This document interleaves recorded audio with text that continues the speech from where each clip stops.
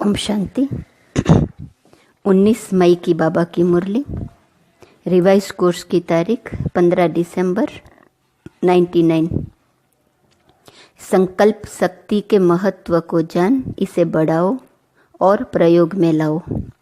आज ऊंचे ते ऊंचा बाप अपने चारों ओर के श्रेष्ठ बच्चों को देख हर्षित हो रहे हैं, क्योंकि सारे विश्व की आत्माओं से आप बच्चे श्रेष्ठ अर्थात हाईएस्ट हैं।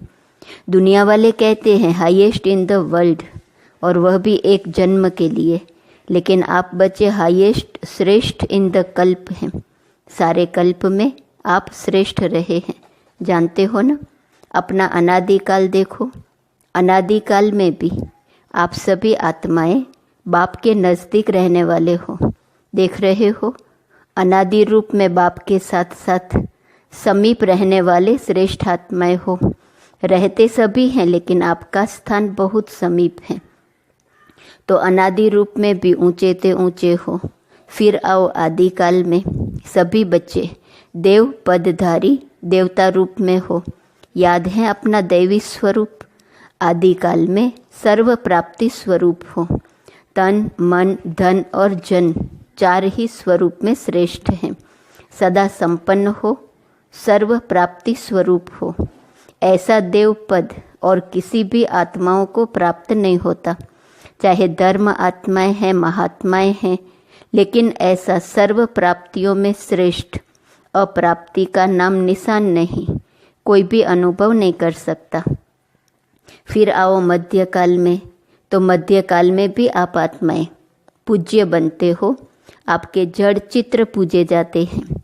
कोई भी आत्माओं की ऐसे विधि पूर्वक पूजा नहीं होती जैसे पूज्य आत्माओं की विधि पूर्वक पूजा होती है। तो सोचो, ऐसे विधि पूर्वक और किसकी पूजा होती है? हर कर्म की पूजा होती है, क्योंकि कर्म योगी बनते हो, तो पूजा भी हर कर्म की होती है। चाहे धर्म आत्माएं या महान आत्माओं को साथ में मंदिर में भी रखते हैं, लेकिन विधि पूर्वक पूजा नहीं होती। तो मध्यकाल में भी हाईएस्ट अर्थात श्रेष्ठ हो। फिर आओ वर्तमान अंतकाल में, तो अंतकाल में भी अब संगम पर श्रेष्ठ आत्माएं हो। क्या श्रेष्ठता है? स्वयं बाप दादा परम आत्मा और आदि आत्मा, अर्थात बाप दादा दोनों द्वारा पालना भी लेते हो, पढ़ाई भी पढ़ते हो, साथ में सतगुरु द्वारा श्रीमत लेने के अधिकारी बने हो। तो अनादिकाल, आदिकाल, मध्यम काल और अब अंत काल में भी हाईएस्ट हो, श्रेष्ठ हो, इतना नशा रहता है। बाप दादा कहते हैं इस स्मृति को इमर्ज करो, मन में बुद्धि में इस प्राप्ति को दोहराओ। जितना स्मृति को इमर्ज रखेंगे, उतना स्मृति से रूहानी नशा होगा, खुशी होंगी, शक्तिशाली बनेंगे। चारों ही स्वरूपों को बाबा कहते दोहराओ, इस प्राप्ति को, स्मृति को इमर्ज करो। तो जितना इमर्ज होगा उतना स्मृति से रूहानी नशा होगा, खुशी होंगी, शक्तिशाली बनेंगे। इतना हाईएस्ट आत्मा बने हैं। यह निश्चय है पक्का कि हम ही हाईएस्ट श्रेष्ठ बने थे, बने हैं और सदा बनते रहेंगे। नशा है, पक्का निश्चय है तो हाथ उठाओ। टीचर्स ने भी उठाया। माताएं तो सदा खुशी के झूले में झूलती हैं ना। माताओं को बहुत नशा रहता है। क्या नशा रहता है? हमारे लिए बाप आया है, नशा है ना। द्वापर से सभी ने नीचे गिराया, इसलिए बाप को माताओं पर बहुत प्यार है, और ख़ास माताओं के लिए बाप आए हैं। खुश हो रहे हैं, लेकिन सदा खुश रहना। ऐसे नहीं अभी हाथ उठा रहे हैं और ट्रेन में जाओ तो थोड़ा थोड़ा नशा उतरता जाए। सदा एक रस अविनाशी नशा हो, कभी कभी का नशा नहीं। सदा का नशा सदा ही खुशी प्रदान करता है।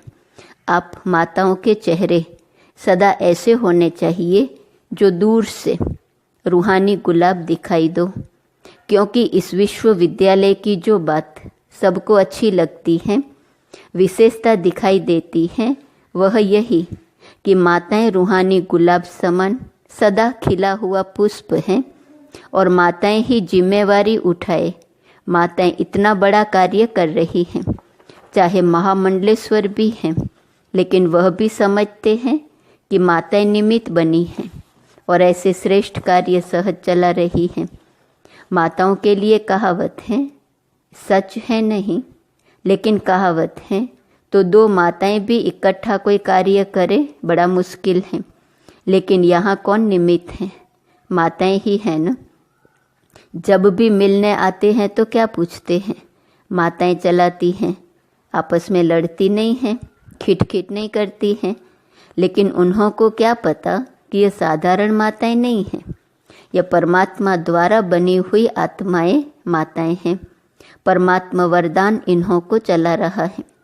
ऐसे तो नहीं भाई अर्थात पांडव समझते हैं कि माताओं का मान है, हमारा नहीं है क्या? आपका भी गायन है, 5 पांडव गाए हुए हैं, शक्तियों के साथ 7 शीतलाएं दिखाते हैं, तो एक पांडव भी दिखाते हैं। और पांडवों के बिना माताएं नहीं चला सकती, माताओं के बिना पांडव नहीं चला सकते। दोनों भुजाएं चाहिए। लेकिन माताओं को बहुत गिरा दिया था ना, इसलिए बाप माताओं को जो दुनिया असंभव समझती है वह संभव करके दिखा रहे हैं। आप खुश हो ना माताओं को देख करके या नहीं? खुश है ना? अगर माताओं को बाप निमित्त नहीं बनाता तो नया ज्ञान नई सिस्टम होने कारण पांडवों को देखकर बहुत हंगामा होता। माताएं ढाल हैं क्योंकि नया ज्ञान है ना, नई बातें हैं। लेकिन बहनों के साथ भाई सदा ही साथ हैं। पांडव अपने कार्य में आगे हैं और बहनें अपने कार्य में आगे हैं। दोनों की राय से हर कार्य निर्विघ्न बन चल रहा है। बाप दादा हर रोज बच्चों के भिन्न भिन्न कार्य देखते रहते हैं, नए नए प्लान बनते ही रहते हैं। समय तो सबको याद है, 99 का चक्कर भी पूरा हो गया ना। क्या सोचते थे 99 आ गया, 99 आ गया। लेकिन आप सबके लिए सेवा करने का वर्ष, निर्विघ्न रहने का वर्ष मिला। देखो 99 में ही मौन भट्टियाँ कर रहे हो ना। दुनिया घबराती है और आप, जितना वह घबराते हैं उतना ही आप सभी याद की गहराई में जा रहे हो। मन का मौन है ही ज्ञान सागर के तले में जाना और नए नए अनुभवों के रत्न लाना। जो बाप दादा ने पहले भी इशारा दिया है, सबसे बड़ा खजाना है जो वर्तमान और भविष्य बनाता है, वह है श्रेष्ठ संकल्प का खजाना। संकल्प शक्ति बहुत बड़ी शक्ति है जो आप बच्चों के पास है। श्रेष्ठ संकल्प की शक्ति। संकल्प तो सबके पास है, लेकिन श्रेष्ठ शक्ति शुभ भावना, शुभ कामना की संकल्प शक्ति, मन बुद्धि एकाग्र करने की शक्ति, यह आपके पास ही है। संकल्प शक्ति बहुत बड़ी शक्ति है। संकल्प खजाना है। श्रेष्ठ संकल्प की शक्ति है। शुभ भावना, शुभ कामना की संकल्प शक्ति है। मन बुद्धि को एकाग्र करने की शक्ति है। ये बाबा कहते आपके पास ही है। और जितना आगे बढ़ते जाएंगे इस संकल्प शक्ति को जमा करते जाएंगे, व्यर्थ नहीं गवाएंगे। व्यर्थ गंवाने का मुख्य कारण है व्यर्थ संकल्प। व्यर्थ संकल्प बाप दादा ने देखा है। मेजॉरिटी बच्चों के सारे दिन में व्यर्थ अभी भी हैं। जैसे स्थूल धन को इकोनॉमी से यूज करने वाले सदा ही संपन्न रहते हैं और व्यर्थ गंवाने वाले कहाँ न कहाँ धोखा खा लेते हैं, ऐसे श्रेष्ठ शुद्ध संकल्प में इतनी ताकत है जो आपके कैचिंग पावर, वाइब्रेशन कैच करने की पावर बहुत बढ़ सकती है। यह वायरलेस या टेलीफोन जैसे यह साइंस का साधन कार्य करता है, वैसे यह शुद्ध संकल्प का खजाना ऐसा ही कार्य करेगा जो लंदन में बैठे हुए भी आत्मा का वाइब्रेशन आपको ऐसे ही स्पष्ट कैच होगा जैसे यह वायरलेस या टेलीफोन, टीवी या जो भी साधन है। कितने साधन निकल गए हैं। इससे भी स्पष्ट आपकी कैचिंग पावर, एकाग्रता की शक्ति से बढ़ेंगी। यह आधार तो खत्म होने ही है। यह सब साधन किस आधार पर है? लाइट के आधार पर। जो भी सुख के साधन है मेजॉरिटी लाइट के आधार पर है। तो क्या आपकी आध्यात्मिक लाइट, आत्म लाइट यह कार्य नहीं कर सकती?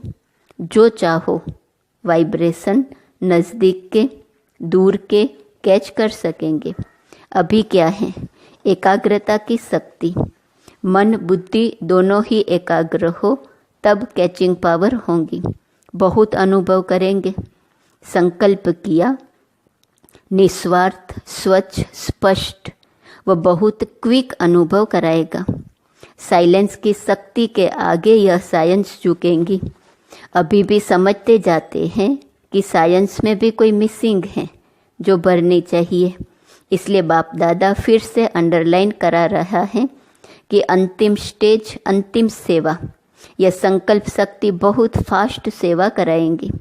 इसीलिए संकल्प शक्ति के ऊपर और अटेंशन दो, बचाओ, जमा करो, बहुत काम में आएंगी। प्रयोगी इस संकल्प की शक्ति से बनेंगे। साइंस का महत्व क्यों है? प्रयोग में आती है तब सब समझते हैं, हाँ साइंस अच्छा काम करती है। तो साइलेंस की पावर का प्रयोग करने के लिए एकाग्रता की शक्ति चाहिए, और एकाग्रता का मूल आधार है मन की कंट्रोलिंग पावर, जिससे मनोबल बढ़ता है। मनोबल की बड़ी महिमा है। यह रिद्धि सिद्धि वाले भी मनोबल द्वारा अल्पकाल के चमत्कार दिखाते हैं।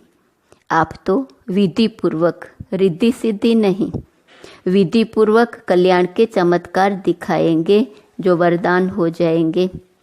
आत्माओं के लिए यह संकल्प शक्ति का प्रयोग वरदान सिद्ध हो जाएगा। तो पहले यह चेक करो कि मन को कंट्रोलिंग करने की कंट्रोलिंग पावर है।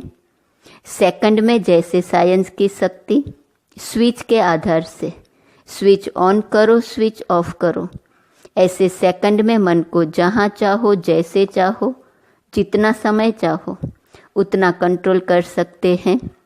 बहुत अच्छे अच्छे स्वयं प्रति भी और सेवा प्रति भी सिद्धि रूप दिखाई देंगे।